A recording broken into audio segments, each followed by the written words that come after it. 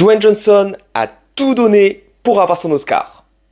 Mais il va falloir qu'il donne encore un peu. Smashing Machine, le film qui doit prouver que The Rock est un grand acteur, est l'histoire de Mark Kerr, un champion invaincu de combats d'arts martiaux mixtes dans la ligue UFC dans les années 90, mais derrière ses victoires se cachent plein de problèmes d'addiction et dans sa relation amoureuse. Smashing Machine est un réel gâchis car on a au fond un film qui n'est pas nul, assez intéressant sur plein de thématiques, mais qui se révèle au final être totalement transparent et insignifiant. Car pour un film qui se veut être un hommage à Mark Kerr, un des pionniers du MMA auquel le film ne fera jamais référence dans sa construction narrative, par le biais de son personnage, c'est surtout la performance de Dwayne Johnson qu'on veut mettre en avant, au détriment d'une réelle vision scénaristique. Même si effectivement son jeu est à la hauteur, avec des prothèses faciales réussies et une carrure tracée de manière impressionnante comme le Mark Kerr d'origine, c'est un peu The Rock qui combat ses addictions, The Rock qui combat sa relation toxique, The Rock qui essaie de se remettre de ses défaites, The Rock qui pleure. Le film ne sait jamais trop où il veut aller, passant d'un fall and rise and fall incessant,